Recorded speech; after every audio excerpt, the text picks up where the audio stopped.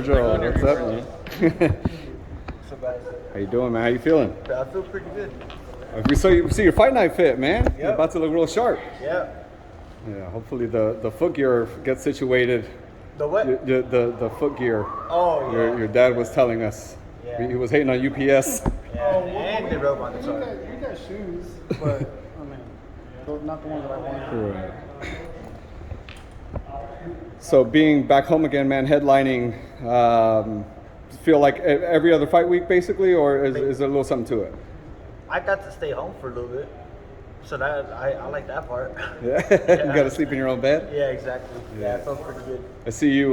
We got that post weigh-in meal ready for you. What was that? That barbecue sandwich?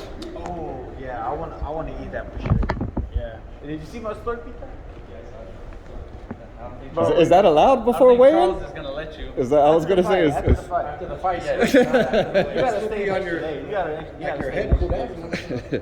Yeah, that seems a little heavy, man. You might come in like 165 pounds or something like that. I hope so. With that. Virgil, does it get easier for you, brother? Now it's your 18th fight, man. I mean, you've been through this 18 times. Obviously, you had over 140 fights in the amateurs. Does it get a little bit easier every time, man? As far as like the What emotions, as far as getting prepared, like your mind, your body, to go to war. I mean, as far as the mind, it's always the same. My body, I think. I mean, it's kind of the same. You know, if it's not hard, then we're doing something wrong. That's right. So it's not. I don't think it's supposed to get easy. Yeah, Get used to it. I think. Yeah. Then I guess you could say that. Virgil, what's your thoughts on obviously Pacquiao now versus Ugas replacing Spence? Yes. I mean, it sucks that Errol's not gonna fight. Hope he recovers pretty good. Ugas versus Pacquiao is gonna be a good fight. I don't know. It's kind of weird because they stripped Pacquiao and gave it to Ugas, and now Ugas is fighting Pacquiao. It's kind of weird, you know? Right. Now he's just fighting for the belt all over. It's kind of weird, but that's when I say, like, when people ask me what are you gonna do next, I don't know. Boxing is weird. Like you just don't know.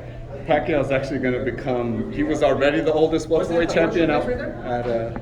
Yeah, I was over there. Oh yeah. He was already the oldest welterweight champion at 40, and now that he's going to attempt to get his belt again, if he were to win, he's gonna break the he'd beat his own record. Yep. All right, Virgil. Thank you, man. Appreciate your All right, time. Best of luck. Here in Frisco, Texas, Virgil Ortiz versus Mean Machine. Break down the fight for us, PITA. It's an all action fight, man. It's a perfect fight for that fans could expect a knockout for sure.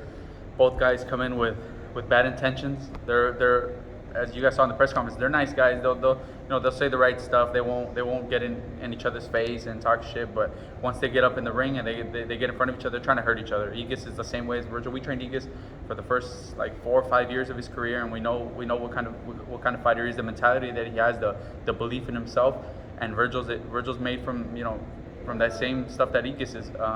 So that's what we can expect is a great fight, an all-action fight. I spoke to Aegis, and Aegis like either he knocks me out or I knock him out. This ain't going to 12 rounds. What do you think about that, PITA? Yeah, that's hopefully everybody that because my brother and we have a lot of friends that like to bet on fights and stuff, bet on the knockout for sure, because that, like I said, that's what both guys want to do. That mentality that Aegis has, if I don't get knocked out, if I don't knock him out, he's gonna knock me out. That's what everybody can expect from these two guys. I asked your dad if he felt it was somewhat of an advantage, being that you guys have worked with Aegis before, and he kind of saw it as maybe more like a fuel to the fire for them and Marcos and stuff, because it's kind of like the apprentice going after the head coach, right? Yeah, they when my dad left, like I said, he left Marcos in charge. Marcos was my dad's main assistant with all those Eastern European fighters, with Evgeny Gradovich, with Aegis, Vozdik, the Nail, a lot of those guys, and left them in charge. And yeah, they might have an extra chip on their shoulder coming in. Aegis might feel like, okay, these are the kids that Robert left us for, and now I'm gonna show him what he left behind. Marcos, he was like I said, he was my dad's assistant for all those years. Now he's the head coach for Aegis, and he's done a great job with Aegis, with Vozdik, with all those guys. He did a great job with all of them. And yeah, that's that could be extra fuel to their fire, but we believe we have the better just overall fighter, and and team and stuff. So we'll show it Saturday night. Go ahead. Switching topics for me, Franco versus Maloney, the trilogy.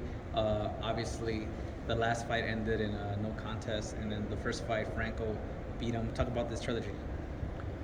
It's a different type of trilogy because it hasn't really been even.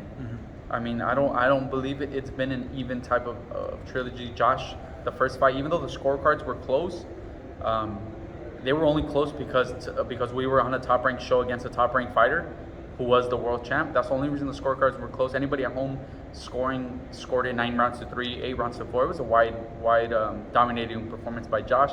The second fight was just completely weird. The first round starts and both guys start throwing whatever, headbutt, punch, whatever anybody wants to say, but Josh's eye gets completely swollen, and the second round, then Maloney just dominates the second round. Josh had one eye. They could say whatever Maloney was schooling him. He had one eye. He couldn't see shit out of one eye. And the fight ends after 2 rounds, and that's it. So we basically have those two little those two rounds, that little time in the second fight that really didn't show much. But the third fight, I believe it will be the same as the first fight. A few adjustments from both sides. I'm sure him and his team will do a few things different. Us, we adjusted on some stuff too for this next coming fight. But the result will be the same as the first fight. Joshua will dominate him. I believe he stops him this time. But to make a statement and finally put an end to the trilogy. How excited are you for that fight, to show that, in your opinion, in the team's opinion, that the second fight was a fluke, and we're gonna show you? Like we know Josh is the better fighter. Josh is the stronger fighter. Josh is the smarter fighter. Like I said, the second fight was just a freak thing that happens in the first, happened in the first round. Gets his eye completely shut, can't see out of it. Then there's no control after that. Then Maloney dominates the whole second round. Josh had one eye. But like I said, we know we have the better fighter. They fight 10 times. Josh is going to win 10 out of 10 unless something weird like that happens.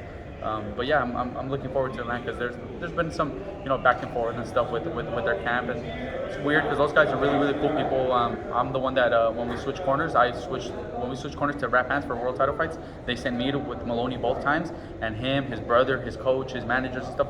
Really nice people. There's no personal beef, but it started with that bad decision that he obviously was upset about.